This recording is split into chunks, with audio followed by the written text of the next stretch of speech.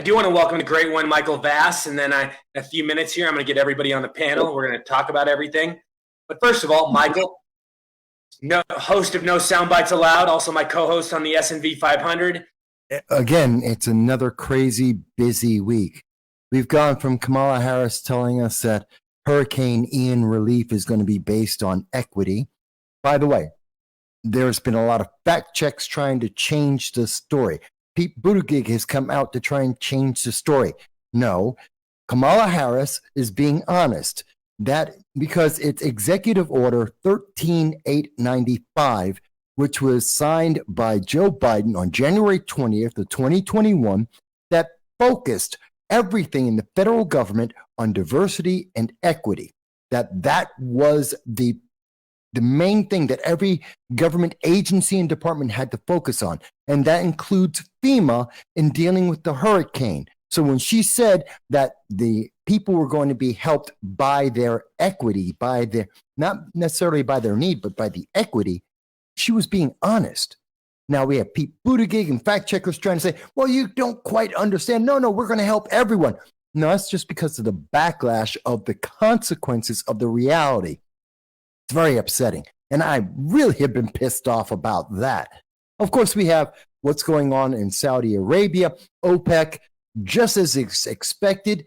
The Biden diplomacy, his international relations that he was hired for in 2019, he bragged about this, that he knew all the world leaders. Well, what has that gotten us?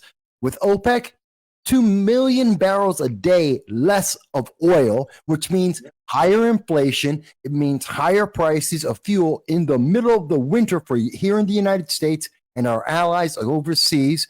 It means that we're going to be looking at a deeper, longer recession brought on because he decided to make America energy dependent instead of independent as we were the day he walked into our offices. That's bad. And this is at a time when we're seeing unemployment go up. People can't pay their bills. You're paying 45, up to 45% more on the food bills if you can find the food on the shelves. This is getting worse and worse every time, every month we talk about this. But that's not the worst of it. We've got North Korea. What does Kamala Harris do? Another genius, another brilliant actor on the international stage for the United States. She goes to South Korea, insults the South Koreans again by talking about the North Koreans as if they're our allies, which they're not. Yep. And what does North Korea do because of that? They fires missiles. The 32nd ballistic missile. We're talking about hypersonic missiles that we can't shoot down. This is the 32nd. That is more than any president ever. That is on average, if you even want to go by the average per year, more than any president ever. We have never seen this. It is a complete defiance in saying that Joe Biden has no power and no respect around the world. As bad as that sounds like, we've got NATO Ukraine knocking on the door of NATO saying that they want to be let in. And we have 9 countries that are saying, yes, let them in, which means instantly a regional war with Russia. And when I say regional, not the proxy war, not the $60 billion that we have given to Ukraine so far in a fight we have no horse in, that we have nothing to gain from. No, we're talking about if they get into NATO, we will be forced to put in 80% of the troops to go into Ukraine and fight Russia directly, which is why Russia's talking about nuclear weapons now, because if we get in, it's no longer Ukraine against Russia. It's the United States, a superpower, against Russia, a nuclear superpower. That's a scary prospect, and we're walking down that path. All of that sounds pretty bad. It gets more devastating because we have to remember in Las Vegas, we've been told, worry about the guns. Guns are the biggest problem. Mass killings, it's always a gun. You can't have a Second Amendment. We have to take away your Second Amendment rights. I wish someone had their Second Amendment rights active. They had a concealed carry in Las Vegas today to stop the mass stabbing that went on. And this is putting us just like as if we were in London, where we were seeing mass stabbings on a regular basis because crazy and deranged and evil isn't defined by the weapon that is used. It is defined by the individual and what they are doing. Now, that is all of that sounds like. And the fact that we're using up our strategic oil reserve, we're at the lowest level since 1984 when we were actually first building it up. He is wasting our oil. We do not have enough for any emergencies. But here's the thing that really got me today. As you can see right now, I'm in my bulletproof vest, which in New York State is illegal because somehow this is going to hurt someone else. Passive self-defense. I had to wear that today because I went to a meeting. New York State is having the Department of Human Rights was in the Southern Tier region.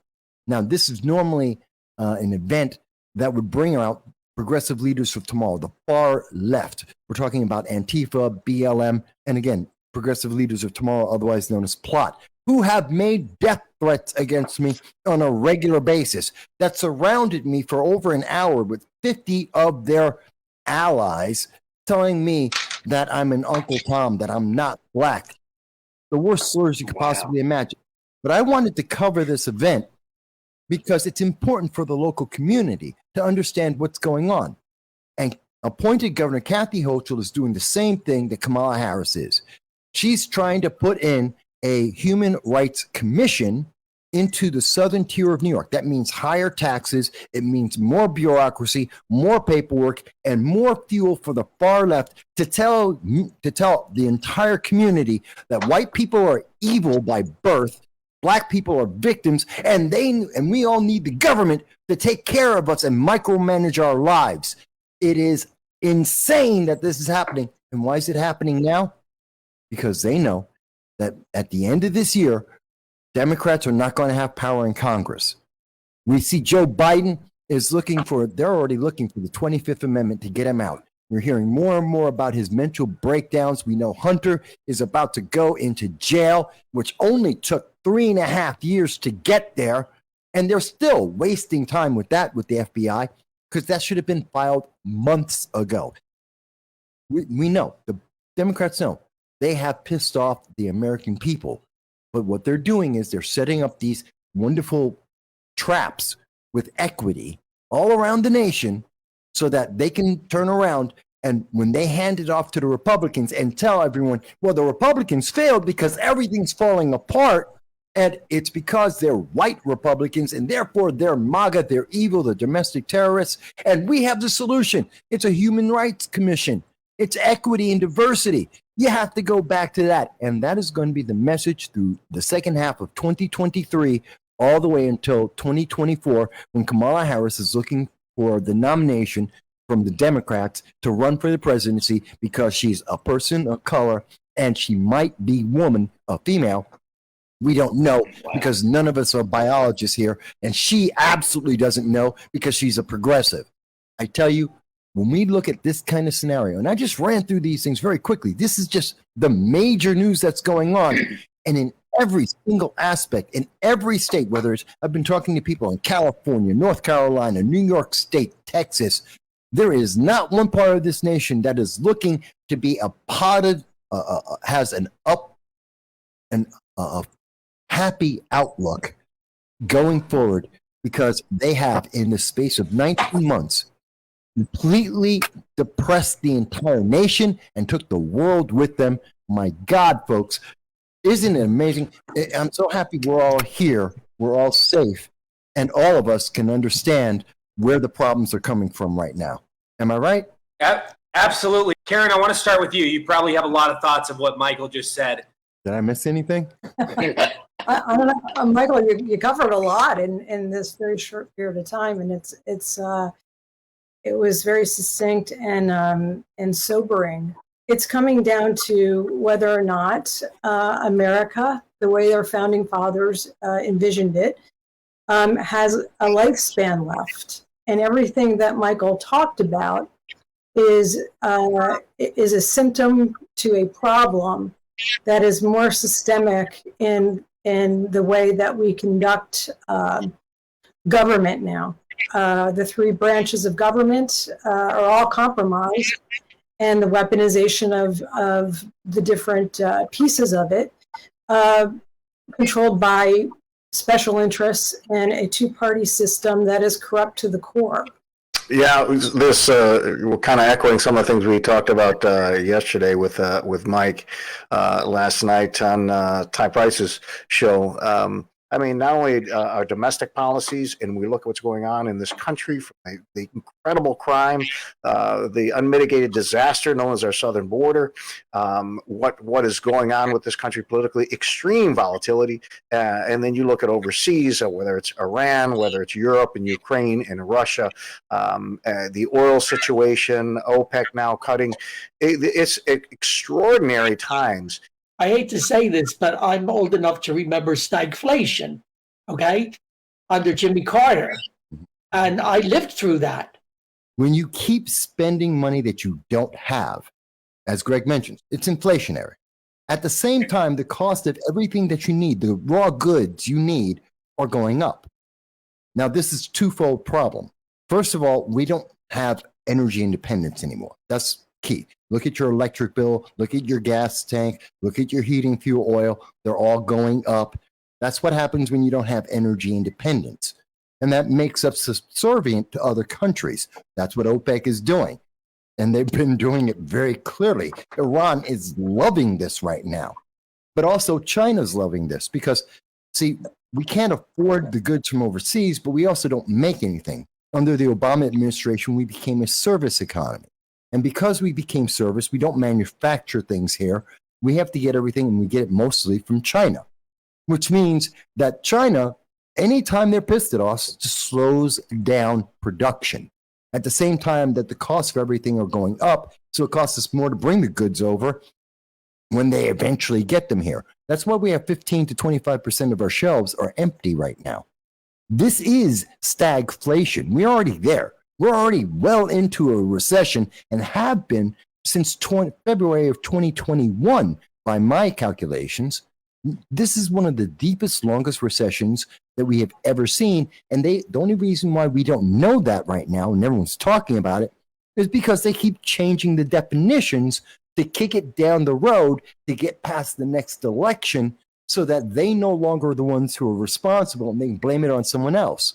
Every other nation in the world is being affected, which is why our friends in the United Kingdom, it's why Germany, it's why France, they're all in desperate times right now because we're not there to help them. If we were energy independent, we'd be giving gas to Germany right now, and Germany would tell Russia, screw, you don't have, it doesn't matter. You can raise your prices or you can shut off the Nord Stream pipeline and it wouldn't matter because they'd be getting the gas from us, our ally, reinforcing our relationship with them, bringing down our trade values and helping our economy grow. That's not what we're doing. So They are literally trying to dismantle Western civilization. But Karen, isn't this, I mean, something that you said struck me, that this is what the powers that be actually want. They want to see America fail.